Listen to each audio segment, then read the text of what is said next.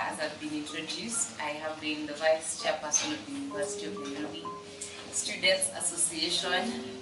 I have been the Advancement Director for Kenya University Students Organization. I'm passionate about democracy, I'm passionate about governance, and creating a society that I will be happy to leave for my kids and other generations. As the BBI report said, we need to think about the 3 generations to come. So I'm passionate about creating that environment. I'm also passionate about being a beacon of hope for the African young girl. My name is Nerima Wako Ojiwa. I'm the Executive Director of Siasa Bliss. Siasa Bliss is an NGO formed in 2015 that educates young people on the Constitution. We currently work in 10 counties, but we focus on policies that cover youth, and we advocate for them. So we're also involved in demonstrations and even policy. So some of the counties we assist them in writing policies for young people. Today we are talking about women in leadership, and we already had almost an hour of people just talking about what women and leadership situation is in the country. So I would like to know, like, before you get when you hear the words women in leadership, what's the first thing that comes to you? For me, I think that women lead all the time. Because it makes me think of even at home. The person who I would go to or respect, actually more, is my mother.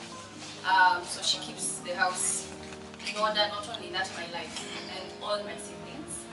But I think that what I've seen through my work, especially when Siasa Bliss started, every time people met me, they would wonder who's behind you, because it can't be you.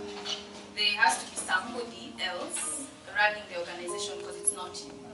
And I think we have a particular stereotype of what a woman leader looks like, and I don't fit in it. So a lot of times people get confused, and I think that the future of leadership is now, where a lot of women are leading and not necessarily molding themselves to look a particular way.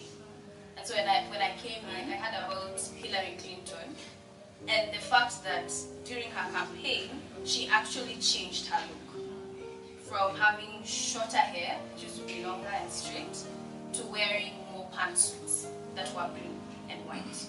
And most people would not notice that. But as a woman in leadership, I did. Or even if you think about Angela Merkel, she's always in pantsuits. If you think about women in leadership, we see them with the short hair, and people always talk about Kenyatta, Margaret Kenyatta, Rachel Ruto, like they have this look that they must have. And I think that we need to get away from it and talk about more of their mental capacity to be able to lead, not necessarily the appearance of a woman, which is difficult. Yeah, I think you're raising a very critical issue, and I'm curious, Rebecca, when you occupied these leadership positions on campus, did you have to change your look in any way, one way or another? Thank you. But for me, I had to change my whole life. I had to change. I stopped actually going out, because now I had to watch what you say to people, how you say to people, and I think I took it in good light, because again I had to accept that this was a different role, and not different per se, this was a new role, and I had to match up to the game. So for example, things that I think changed about me is I started reading more, because now I have to be informed to sit in a particular place. I had to learn how to network better, because being students, you were only students, and the most that you could do was Bruno. But now you're taking me to a level where I have to hold a conversation with the Vice Chancellor. So things change, but we also have to look at it from a good light. My appearance, I shaved my hair. Yes, I shaved my hair, and yes, I had to wear more pants because I'm going to stay out late, and I have to stay for a meeting till 11. And I do not want to be sent by the gents to get them tea or pass the water. They can actually put put you in that position. So again, you have to change in certain ways so that you fit the role. So were you changing your look so that you can look more masculine? I think I would say I changed my look so that I would be able to handle the power. What does women leadership mean to you? What is women in leadership? Women in leadership for me is a woman accepting the role, or a woman desiring something and wanting to be ahead, seeing the agenda in another perspective and wanting to lead that agenda to get people that she wants to lead to actually get there. That is how I think about it. Mirima, for you, do you think there's a difference between male leadership and female leadership or women leadership? Absolutely. In many ways, in terms of event style, where you can attend a board meeting, and I've noticed even we like to pretend that the lives that we live, our personal lives don't affect us, but they do. So for instance, if you're in a board meeting or something like that, a woman can almost immediately tell something is happening with so and so. And even during that meeting, almost try to not really involve them, because they can see maybe they're dealing with something, and then let me talk with them after the meeting. But for a man, it's like, I don't care what you have going on at home. I don't want to know personally. We're here to work and it's business. And there's an emotional aspect, an emotional intelligence, which I've seen more women leaders have.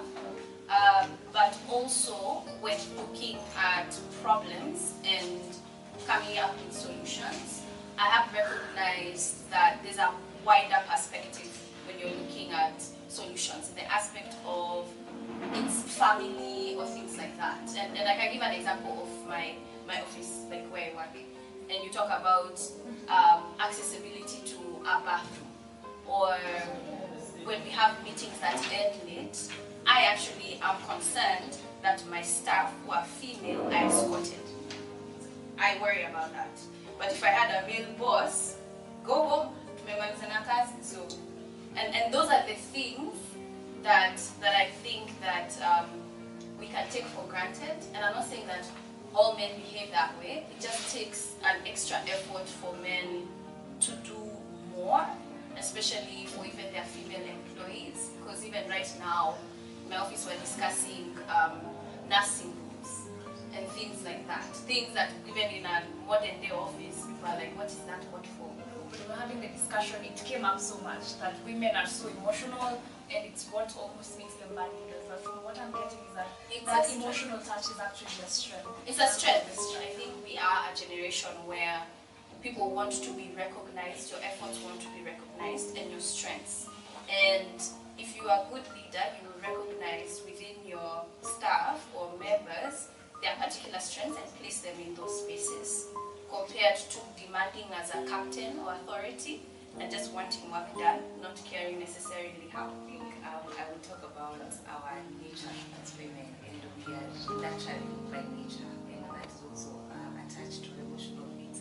And by virtue of our natural nature, we tend to look at problems, and as we look for solutions, we're looking for sustainability. And that, according to research, men lack that. And that's why when men get to leadership positions, they look for solutions for now. But when women get to these positions, they look for solutions that will preserve the next generation. Think about our kids. What will happen to my daughter when she's seated here? You know, that is how we approach things. So I think by virtue of that, women bring another touch